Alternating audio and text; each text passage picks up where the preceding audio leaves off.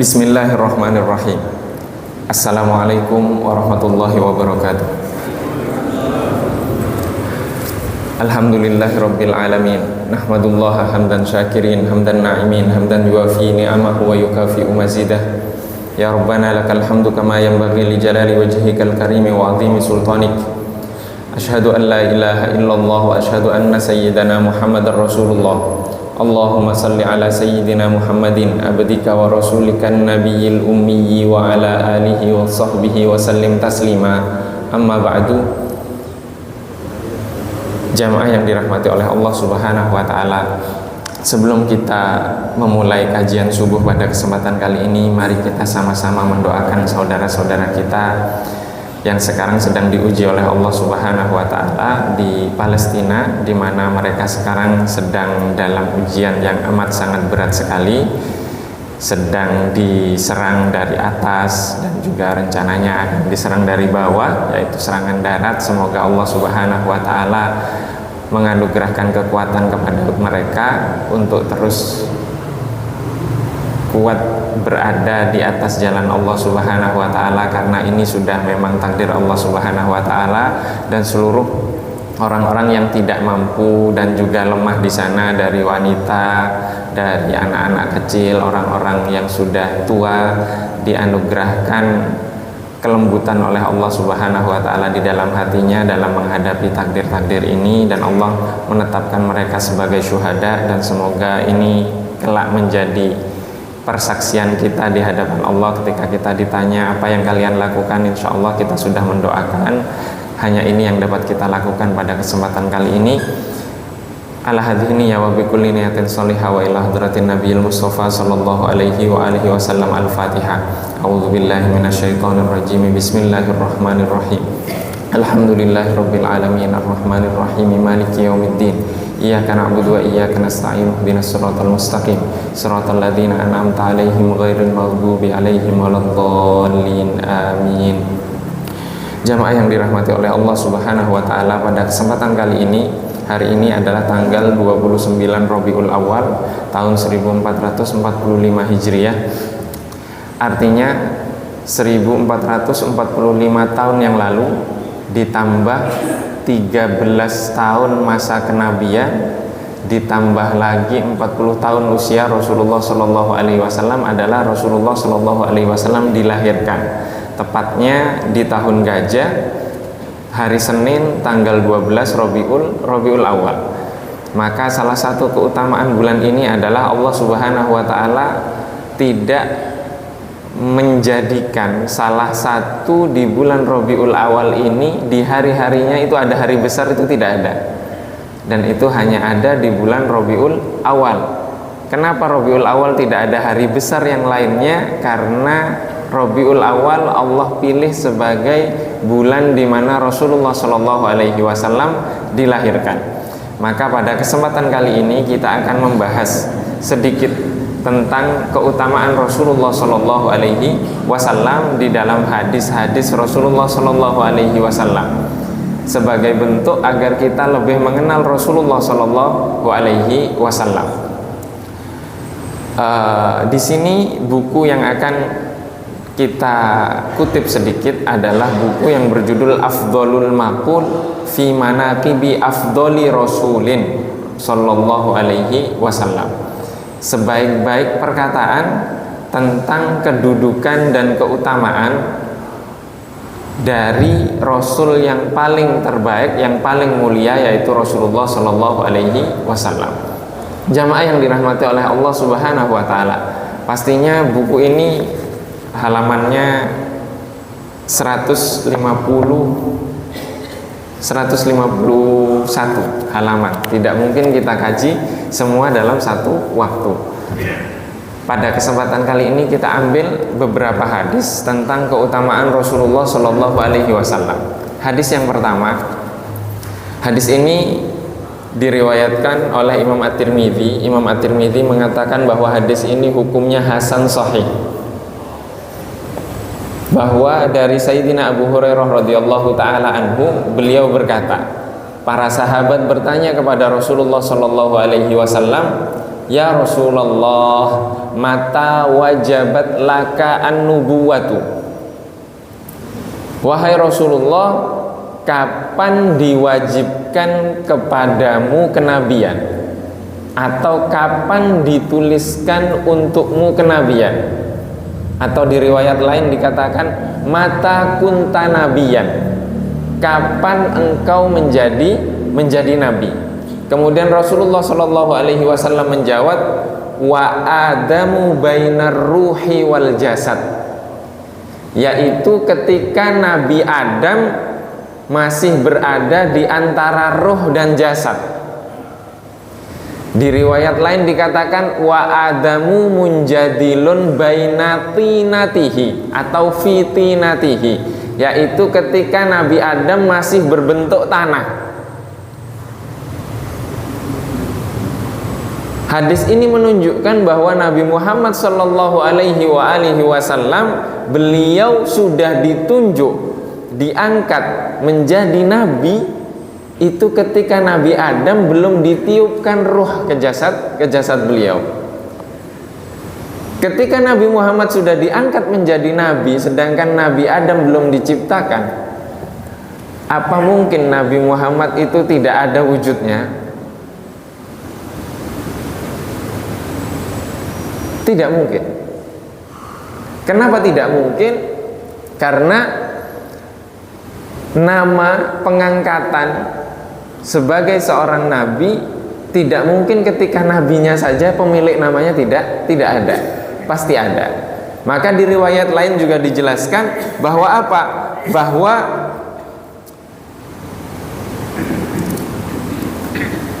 para nabi itu diambil perjanjian sebagaimana kita diambil perjanjian. Jadi ruh-ruh kita dulu itu diambil perjanjian oleh Allah Subhanahu wa taala, alastu birabbikum. Alastu birabbikum, bukankah aku Tuhan kalian? Kemudian kita menjawab, ruh kita menjawab, semua ruh manusia menjawab, qalu bala. Benar engkau adalah Tuhan kami. Itu kalau ruh kita, bagaimana dengan ruh para nabi? Bagaimana dengan ruh para nabi? Maka di sini Nabi Muhammad Shallallahu Alaihi Wasallam sudah diangkat menjadi nabi ketika Nabi Adam belum diciptakan atau ruhnya belum ditiupkan ke jasadnya Nabi Adam. Bahkan di riwayat lemah, ada riwayat lemah yang mengatakan, riwayatnya di sini lemah bukan berarti karena bentuknya cerita maka tidak perlu dipertanyakan. Menurut ahli hadis, riwayat-riwayat lemah yang tidak terkait dengan akidah, tidak terkait dengan hukum syariat halal dan haram, maka para ulama memudahkan untuk meriwayatkan kisah-kisah seperti itu. Salah satu kisah yang riwayatnya lemah adalah ketika Nabi Adam alaihissalam dikeluarkan dari sorga. Kemudian Nabi Adam bermunajat kepada Allah dan memohon ampun, bertaubat kepada Allah Subhanahu wa taala. Nabi Adam mengangkat tangan kemudian melihat di atas arsy itu ada dua nama, yaitu nama Nabi Allah Subhanahu wa taala dan nama Nabi Muhammad Shallallahu Alaihi Wasallam. Maka di sini kalau kita melihat hukum yang dibahas oleh para ulama, menuliskan nama, di sini ada Allah, ada Muhammad. Sempat terjadi pertentangan kan, mau ditempel nama itu atau tidak di sini. Itu ada Allah, ada Muhammad. Para ulama sepakat ketika namanya Allah dan Nabi Muhammad ini disepakati tidak ada masalah. Ya, diperkenankan untuk ditempel di masjid, dituliskan di masjid. Akan tetapi ketika menyebutkan Khulafaur Rasyidin itu baru ada perbedaan. Setelah nama Nabi Muhammad, nama Allah dan nama Nabi Muhammad, ada biasanya di masjid ada Khulafaur Rasyidin, Sayyidina Abu Bakar, Sayyidina Umar, Sayyidina Utsman, Sayyidina Ali. Nah, itu baru dipertentangkan. Ada perbedaan, ada yang membolehkan, ada yang tidak membolehkan. Maka ketika Nabi Adam bermunajat kepada Allah di dalam riwayat tersebut, Nabi Adam memohon ampunan dari Allah Subhanahu wa taala dengan kemuliaan atau kedudukan Nabi Muhammad Shallallahu Alaihi Wasallam di sisi Allah Subhanahu Wa Taala. Jadi memohon ampun kepada Allah dengan kedudukan kemuliaan Nabi Muhammad di sisi Allah Subhanahu Wa Taala, atau bahasa kita bijahi Sayyidina Muhammadin Shallallahu Alaihi Wasallam. Sehingga kemudian Allah bertanya kepada Nabi Adam, bagaimana kamu bisa tahu nama Muhammad? Nabi Adam menjawab, ketika saya melihat ke arsy, di arsy tertulis Allah dan Muhammad. Maka tidak mungkin nama yang disandingkan dengan nama Allah Subhanahu Wa Taala kecuali itu adalah orang makhluk yang paling istimewa.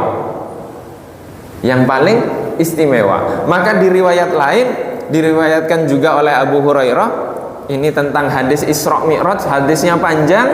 Di hadis tersebut Rasulullah Shallallahu Alaihi Wasallam mengatakan, wa ja'alani fatihan wa khatiman, atau wa khataman, dan Allah Subhanahu Wa Taala menjadikanku fatihan. Fatih itu artinya pembuka. Wa khatiman, khatiman artinya penutup. Maksudnya fatihan apa? Fatihan pembuka dari para nabi. Jadi yang diangkat pertama kali menjadi nabi adalah Nabi Muhammad Sallallahu Alaihi Wasallam. Wa khatiman, khatiman sebagai penutup para nabi. Yang pertama kali diangkat Nabi Muhammad, yang sebagai penutup Nabi Muhammad. Bagaimana memahaminya? Memahaminya adalah yang pertama kali diangkat menjadi Nabi sebelum adanya alam dunia ini. Yang diangkat, yang diciptakan adalah Nabi Muhammad Sallallahu Alaihi Wasallam. Wa khatiman, penutup artinya yang diutus terakhir kali. Jadi mohon dibedakan antara diciptakan pertama kali, diangkat pertama kali dengan diutus terakhir kali. Diutus terakhir kali. Maka di sini Nabi Muhammad Shallallahu Alaihi Wasallam memiliki keistimewaan. Keistimewaan apa? Keistimewaan adalah fatihan li khalqil mawjudat. Nabi Muhammad adalah yang pertama kali diciptakan dari seluruh makhluk. Akan tetapi diutusnya terakhir kali. Diutusnya terakhir kali. Kemudian di hadis lain Rasulullah Shallallahu Alaihi Wasallam bersabda, kharajtu, diriwayatkan ini dari Sayyidina Ali radhiyallahu taala anhu wa karramallahu wajhah.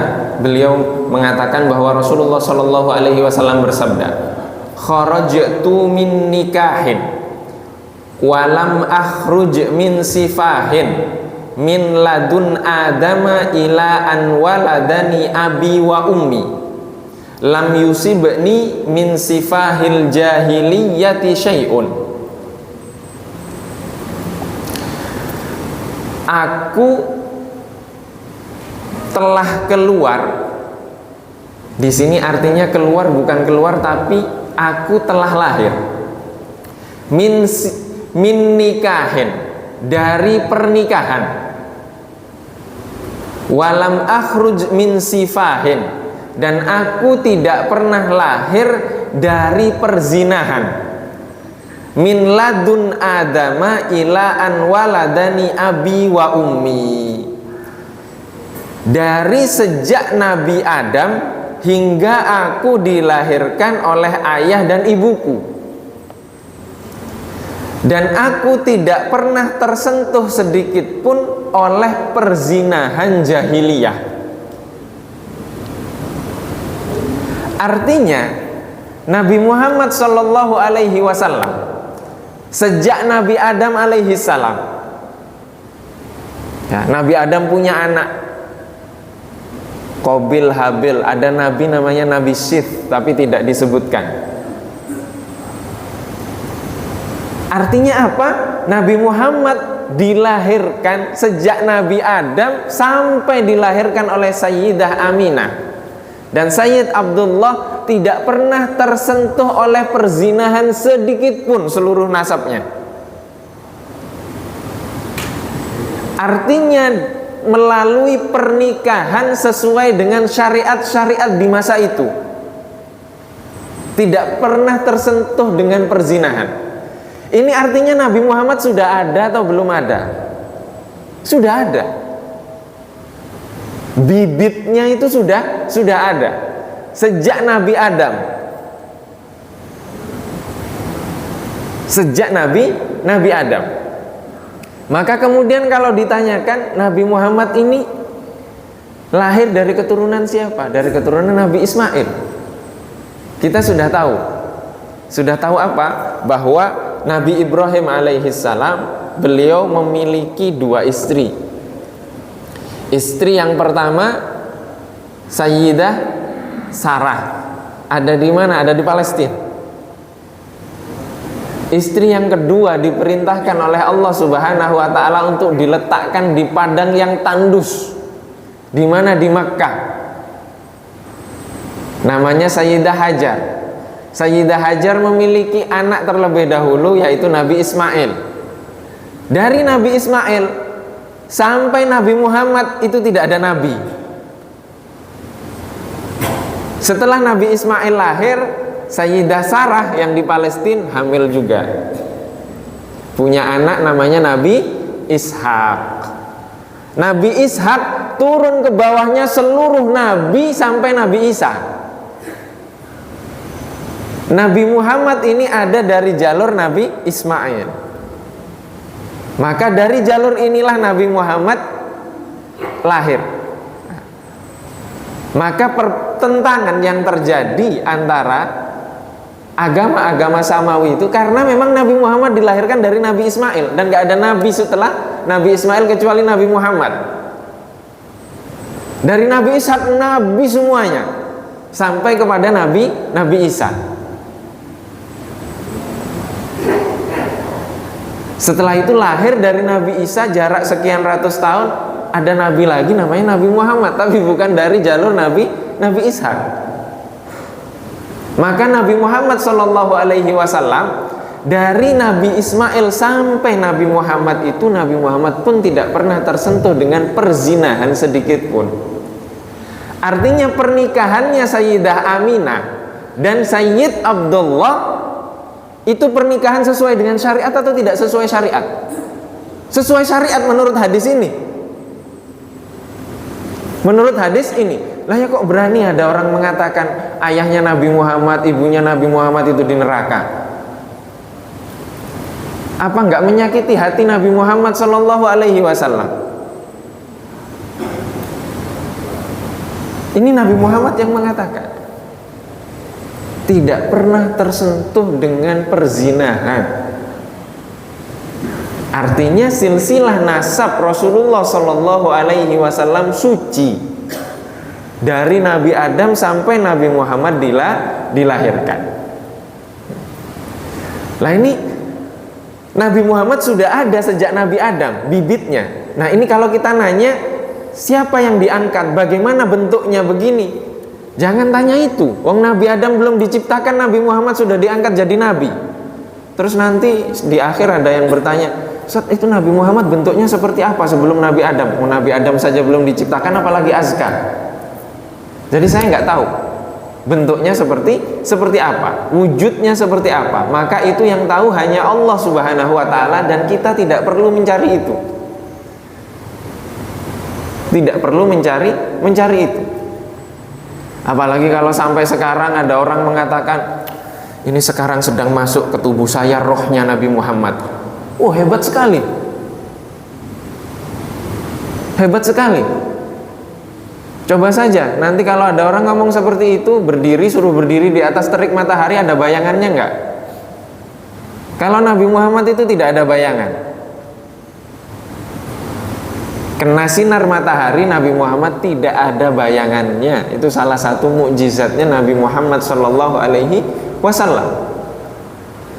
Nabi Muhammad hatinya pernah dicuci dengan zam-zam, dioperasi oleh malaikat Jibril, dibersihkan relung-relung yang tempatnya setan membisikkan kepada manusia.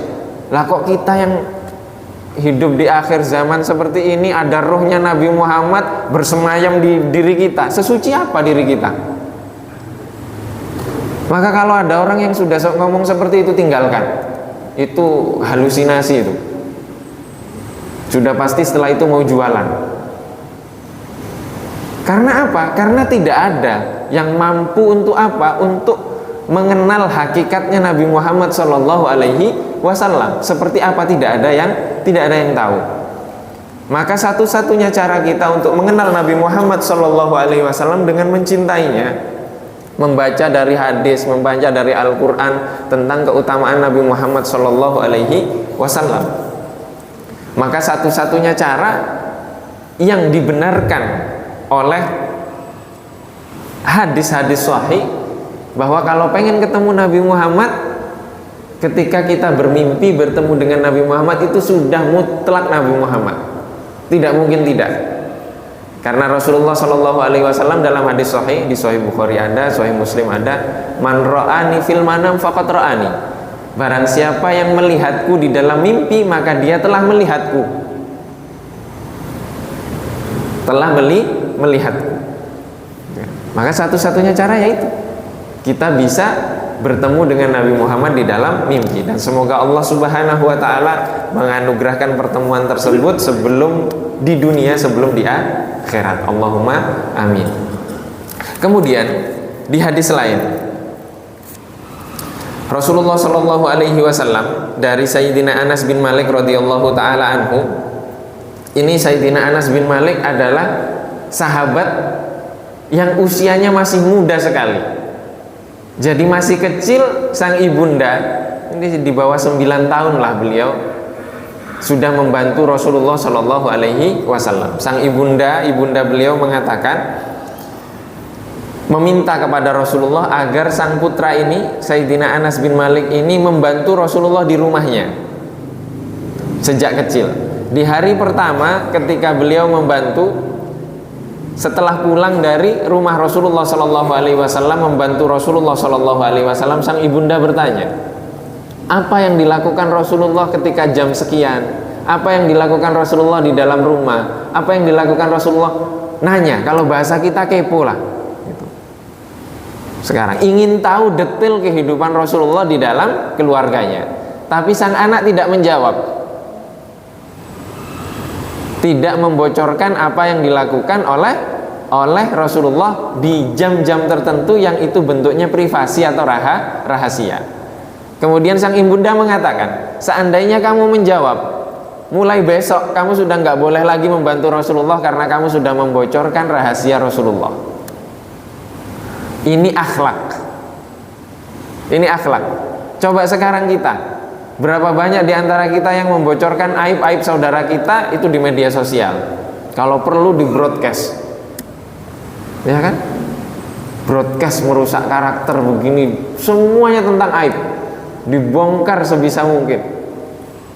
Terus kita di mana dari akhlak Rasulullah Shallallahu Alaihi Wasallam untuk menjaga rahasia dan privasi masing-masing dari kita? Sekarang sudah tidak ada privasi. Ini akhlak yang diajarkan oleh Sayyidina Anas bin Malik. Dan yang lebih saya pikirkan lagi, dan saya belum bisa sekali mengamalkan, itu Rasulullah selama 9 sampai 10 tahun Sayyidina Anas bin Malik bersama Rasulullah dan tidak meninggalkan Rasulullah. Itu Rasulullah sama sekali tidak pernah mengatakan tidak ketika Anas bin Malik meminta. Gak pernah ngomong tidak, tidak pernah membentak. Waduh, kalau saya sudah berapa kali mukul anak saya. Ngomong tidak sudah berapa kali. Lah ini bukan anaknya Rasulullah, bukan anaknya Rasulullah, membantu Rasulullah di rumahnya. Sama sekali Rasulullah tidak pernah ngomong tidak selama 9-10 tahun itu. Kalau kita sudah ada pembantu, sudah kita apakan itu pembantu? Salah sedikit kita bentak, kita marahi, kita ini, kita itu. Ini Rasulullah mengatakan tidak saja nggak pernah. Mengatakan jangan saja tidak pernah. Lah ini sulit. Dari sisi ini saja kita sudah sulit untuk meniru Rasulullah Shallallahu Alaihi Wasallam. Tapi setidaknya bisa mengerem lah, mengerem keinginan kita. Kalau kita ingin marah, ada orang yang berbuat kesal kepada kita dan itu terkait dengan kita sedikit mengerem. Karena apa? Karena Rasulullah mengatakan tidak, jangan kepada anak kecil saja tidak pernah. Tidak pernah. Kalau saya sering, kalau lagi sakit anak-anak itu kan minta es, minta jus, jangan, nggak boleh ya, gitu. Rasulullah nggak pernah ngomong seperti itu. Ini dari hal ini kita sulit. Kemudian Rasulullah Shallallahu Alaihi Wasallam bersabda, "Auhallahu ila Musa, Nabi Bani Israila." Allah Subhanahu Wa Taala mewahyukan kepada Nabi Musa, Nabi untuk Bani Israel. Ya, Nabi untuk Bani Israel. Jadi dari keturunan Nabi Ishak turun Nabi Yakub ke bawah terus. Nah, Nabi Yakub itu namanya Israel. Ya, nama panggilan lainnya Israel. Jadi keturunan Nabi Yakub itu disebut Bani Israel. Jadi seluruh Nabi Musa itu adalah nabi yang diutus untuk Bani Israel, bukan untuk umat manusia.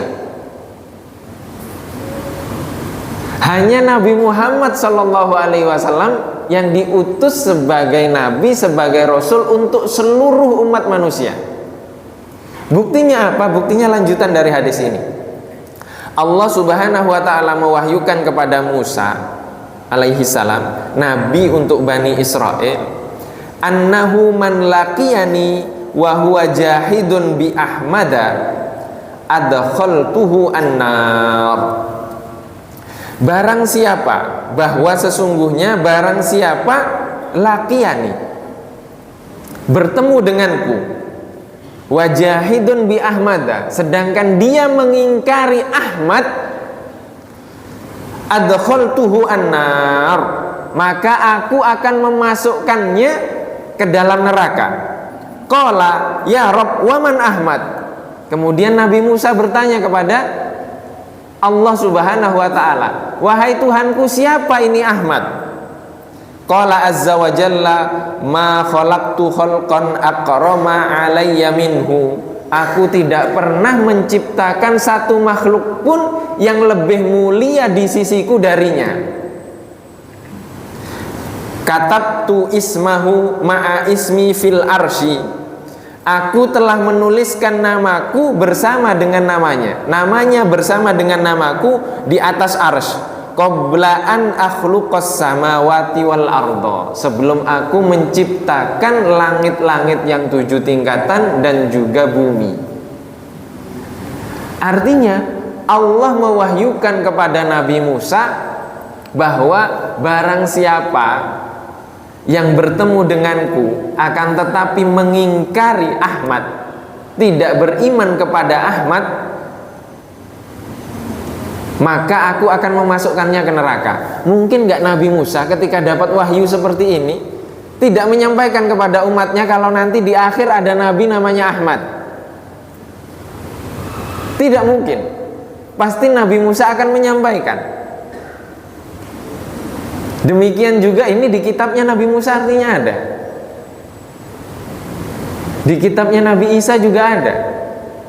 Kalau Allah memberitahukan hal ini kepada Nabi Musa, artinya Allah memberitahukan hal ini kepada seluruh nabi. Maka kelak yang akan menjadi saksi siapa? Nabi Muhammad dan umat Islam seluruhnya. Untuk siapa? Untuk umat-umat yang telah lalu. Kelak di akhirat kita yang menjadi saksi. Ada yang lebih mulia dari menjadi umatnya Nabi Muhammad Sallallahu Alaihi Wasallam. Mungkin di antara kita ada yang bertanya, ini kok saya nggak pernah melihat, nggak pernah mendengar hadis-hadis seperti ini. Artinya kita belum mengenal Nabi Muhammad Sallallahu Alaihi Wasallam. Saya bukan ngarang, ini bukunya ada, kitabnya ada, dan ini kutipan-kutipan dari hadis-hadis yang diriwayatkan oleh para ulama. Artinya kisah-kisah seperti ini ada. Bahwa Nabi Musa diminta oleh Allah untuk menyampaikan bahwa apa? Bahwa yang tidak beriman kepada Nabi Muhammad akan dimasukkan ke neraka. Umat-umat yang lalu itu mereka beriman kepada Nabi Muhammad meskipun Nabi Muhammad belum dilahirkan. Sehingga dalam sejarah Rasulullah tercatat di usia beliau 9 tahun itu Rasulullah ke negeri Syam bertemu dengan rahib namanya Bahira. Bahira mengakui nggak bahwa beliau ini nabi? Mengakui. Makanya diperintahkan untuk pulang karena kalau ketahuan orang Yahudi akan dibunuh. Artinya mereka lebih mengenal Nabi Muhammad daripada kita. Mereka lebih mengenal Nabi Muhammad daripada mengenali anak-anak mereka. Karena disebutkan di setiap kitab-kitab Allah Subhanahu wa Ta'ala, disebutkan, diceritakan oleh setiap nabi yang diutus oleh Allah Subhanahu wa Ta'ala. Nabi Muhammadnya sudah ada tapi belum dilahirkan. Seperti apa? Wallahu a'lam. Maka ini, dan alhamdulillah sampai detik ini Allah Subhanahu wa Ta'ala masih menjadikan kita beriman kepada Nabi Muhammad Sallallahu Alaihi Wasallam, dan semoga hingga akhir hayat kita. Allahumma amin. Dan kemudian di riwayat lain dikatakan bahwa Rasulullah Sallallahu Alaihi Wasallam bersabda, qala li Jibril, malaikat Jibril berkata kepadaku, qallabtu masyariqal ardi wa magharibaha, aku telah mengelilingi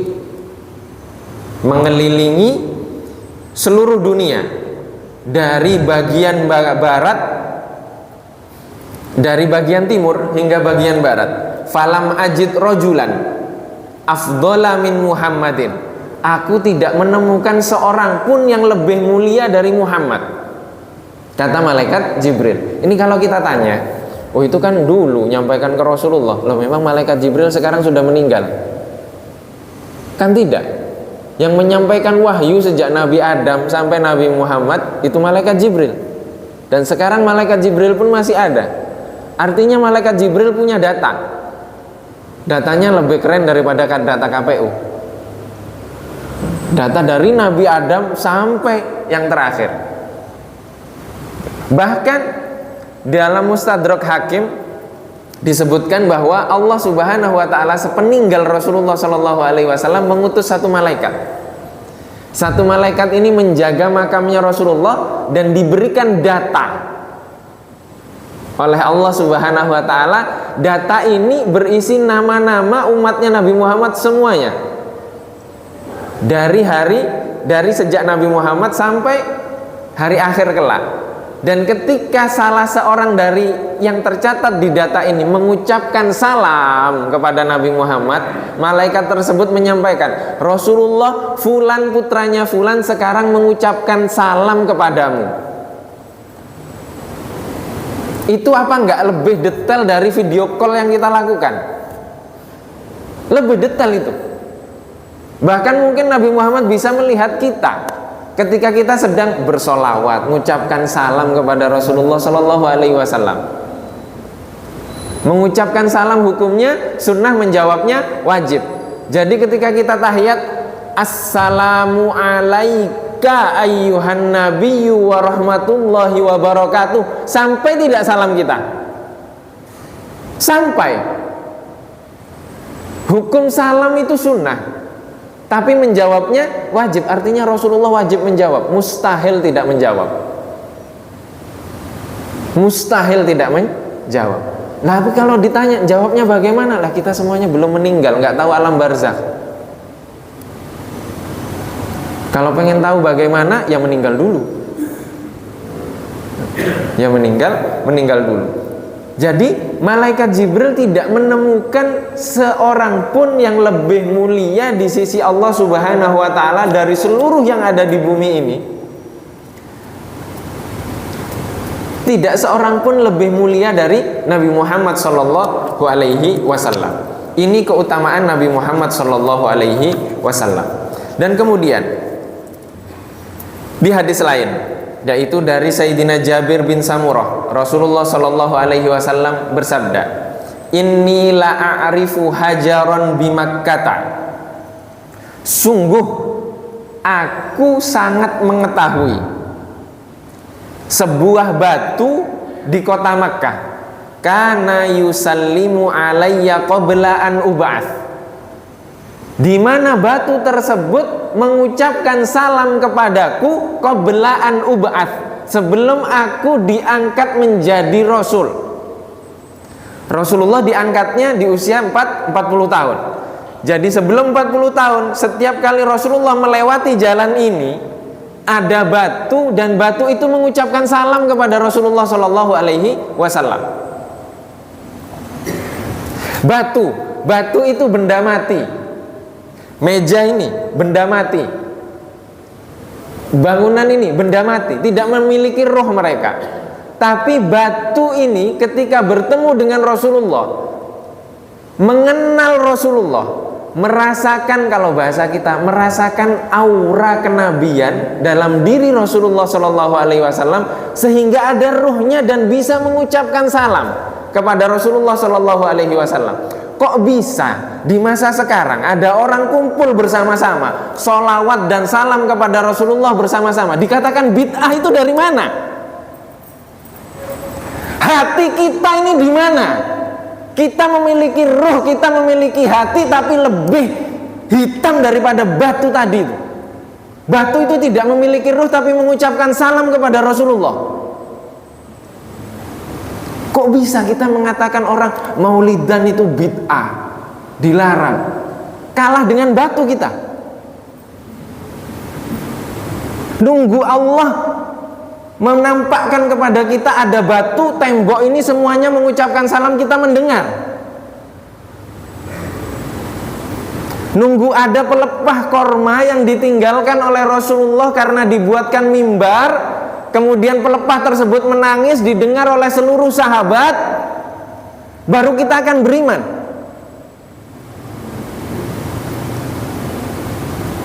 Pelepah korma, Rasulullah ketika khutbah itu nyandarnya ke pelepah. Ketika sebelum dibuatkan mimbar, pelepah korma ini sudah mati, pohonnya sudah mati, tidak berbuah lagi. Dibuatkan oleh para sahabat mimbar. Rasulullah, bagaimana kalau saya buatkan mimbar?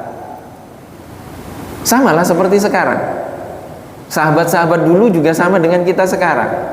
Oh, karpetnya sekarang sudah masih belum layak. Gimana kalau saya bantu karpet sekian meter? Oh, ini rusak di sini. Gimana kalau saya perbaiki? Sama di masa Rasulullah seperti itu. Rasulullah, bagaimana kalau saya buatkan mimbar? Oh, silahkan, diterima usulan sahabat. Setelah dibuatkan mimbar, pelepah yang biasanya Rasulullah bersandar itu menangis. Keluar suara tangisan seperti tangisan bayi. Rasulullah turun dari mimbar kemudian diusap-usap. Di riwayat lain dikatakan dipeluk. Di riwayat lain dikatakan ketika itu langsung diam dan Rasulullah berbisik ke pelepah tersebut. Ditawarkan, kamu mau saya hidupkan kembali di sini, hidup bersamaku di dunia, atau nanti saja saya tanam kembali di sorga? Kemudian pelepah tersebut menjawab Rasulullah bahwa dia ingin bersama Rasulullah di sorga, bukan di dunia. Akhirnya setelah itu pelepahnya diambil, ditanam. Di mana? Di bawah mimbarnya Rasulullah Shallallahu Alaihi Wasallam. Sepeninggal Rasulullah, konon setelah ada renovasi, dibongkar dan pelepahnya itu diambil dan direbut oleh beberapa sahabat, disimpan. Ini mereka nyimpan buat jimat atau buat apa? Bukan, karena tangan Rasulullah pernah menyentuh itu. Pernah menyentuh itu. Kalau pelepah korma yang gak ada rohnya bisa nangis, bagaimana dengan kita yang sudah ditinggal Rasulullah 1500 tahun ini? Masa gak pernah nangis? Karena gak pernah ketemu, gak pernah mengenal Rasulullah Shallallahu Alaihi Wasallam. Giliran ada orang sholawatan, rindu kepada Rasulullah sampai nangis-nangis, kita katakan bid'ah itu. Na'udzubillah. Segelap itu hati kita. Ada orang rindu kepada Rasulullah, kita katakan sesat.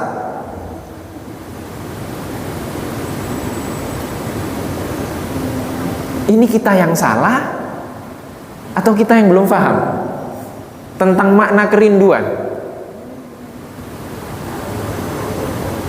Kita sudah ditinggal Rasulullah 1500 tahun dan kita nggak pernah rindu, tidak pernah ingin mengenal, tidak seperti tangisan batu mengucapkan salam, tangisan pelepah, dan masih banyak lagi kalau diceritakan. Onta, kambing.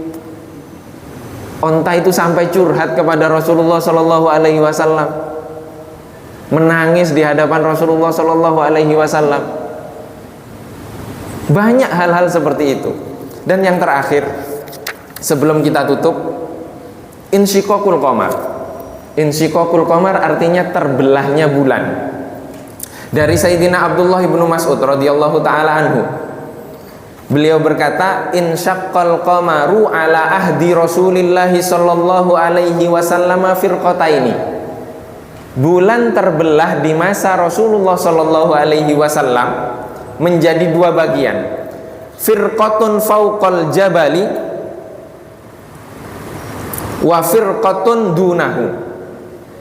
Setengahnya ada di atas gunung, setengahnya lagi ada di bawah gunung. Faqala Rasulullah sallallahu alaihi wasallam, Rasulullah sallallahu alaihi wasallam bersabda, ishhadu, saksikan ini. Jadi Rasulullah ingin menunjukkan umat Nabi Muhammad ketika itu di Makkah tidak beriman kepada Rasulullah sallallahu alaihi wasallam, meskipun mukjizat itu nampak jelas. Batu mengucapkan salam, pelepah pohon menangis, dan banyak lagi mukjizat-mukjizat lainnya. Meskipun dengan hal-hal yang nyata seperti itu, mereka hatinya gelap, ditutup oleh Allah, tidak beriman. Sehingga Rasulullah dianugerahi mukjizat untuk membelah bulan. Nah, bulan ini ada di mana? Kan di luar bumi. Dibelah oleh Rasulullah yang ada di bumi. Itu isyaratnya apa? Itu loh, bulan yang gak tinggal di bumi saja beriman kepadaku, masa kalian tidak? Apa jawaban Abu Jahal? Apa jawaban Abu Lahab? Jawaban mereka, kita sekarang sedang disihir oleh Muhammad. Jadi mata disihir oleh Nabi Muhammad SAW sehingga melihat bulan yang sebenarnya tidak terbelah menjadi terbelah. Tapi beberapa waktu setelah itu datang kafilah perdagangan dari wilayah-wilayah lain dan daerah-daerah lain atau negara lain kalau sekarang. Kemudian mereka datang, ketika sampai di Mekah mereka cerita bahwa di hari ini aku melihat bulan itu terbelah. Harusnya kalau memang itu sihir, hanya orang Makkah yang tersihir. Tapi ternyata di seluruh, ada beberapa orang yang datang dari luar Makkah justru melihat bulan itu terbelah. Ini menunjukkan kebenaran Nabi Muhammad SAW. Gunung yang dimaksud di dalam hadis ini gunung apa? Namanya Gunung Abi Qubais. Ada di Makkah, tapi kalau dicari sekarang sudah nggak ada. Gunung ini sudah dihancurkan dan diganti dengan gedung-gedung pencakar langit. Mungkin kalau gunung ini ada di Indonesia, batu-batunya sudah habis, diambil semuanya, disimpan di rumahnya masing-masing, nyari keberkahan. Jadi keberkahan itu dari mana? Dari Rasulullah. Hilang sekarang Gunung Abi Qubais ini, dihancurkan, dihilangkan. Maka sekarang untuk mencari sejarahnya Rasulullah bagaimana? Bagaimana kalau kita mau umroh, haji ke sana, kita tidak mengenal sejarahnya Rasulullah ini bagaimana? Bisa menghayati? Tidak bisa menghayati. Bisa jadi kita diberikan fasilitas bintangnya bintang 7 di sana, sudah dekat dengan Sidratul Muntaha kan paling atas, Ka'bah sudah kelihatan dari atas, kita sudah nggak mau ke Ka'bah lagi. Udahlah enak di atas. Karena apa? Karena kita tidak tahu sejarahnya Rasulullah Shallallahu Alaihi Wasallam.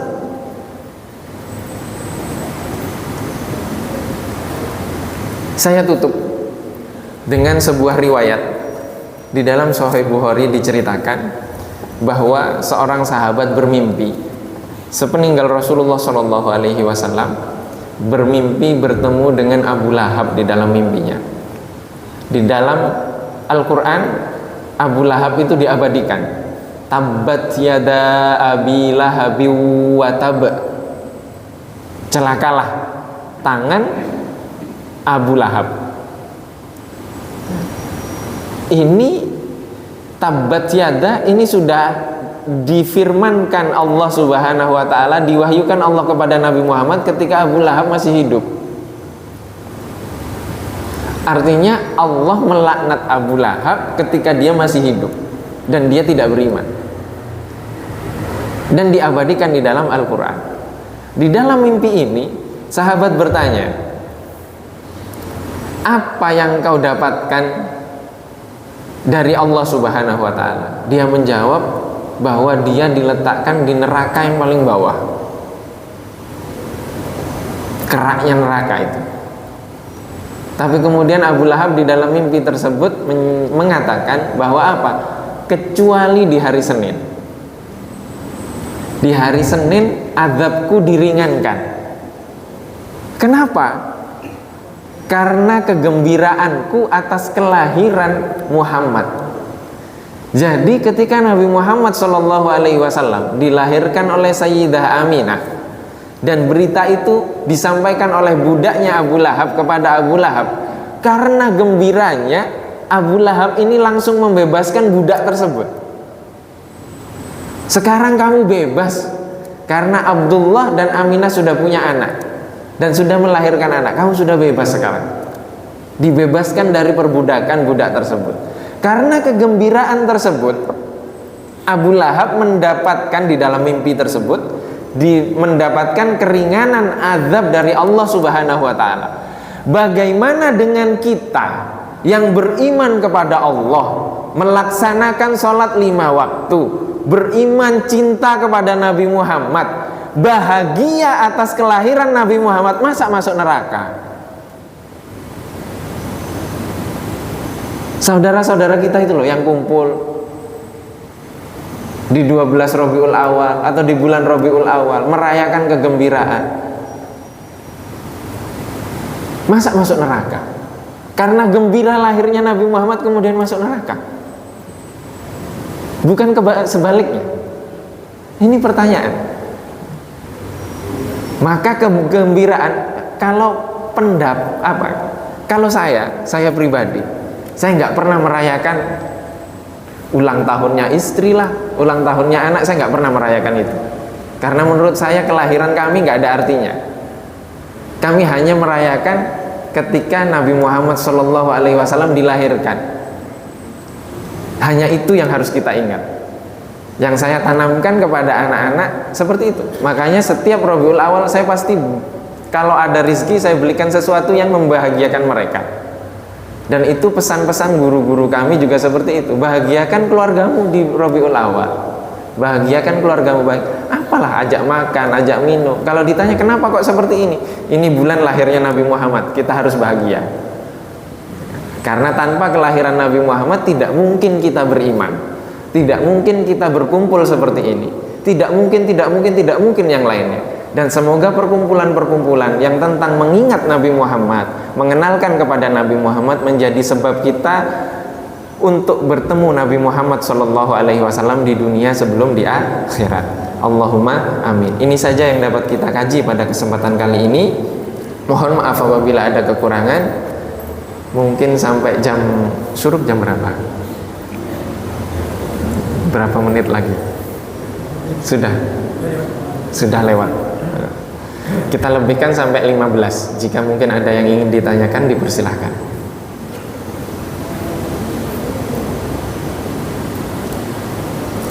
Tidak ada? Jika tidak ada, kita tutup dengan doa kafaratul majelis. Subhanakallahumma wa bihamdika asyhadu an la ilaha illa anta astaghfiruka wa atubu ilaik. Subhanakallahumma wa bihamdika asyhadu an la ilaha illa anta astaghfiruka wa atubu ilaik. Subhanakallahumma wa bihamdika asyhadu an la ilaha illa anta astaghfiruka wa atubu ilaik. Wabillahi taufiq wal hidayah wa ridha wal inayah. Wassalamualaikum warahmatullahi wabarakatuh.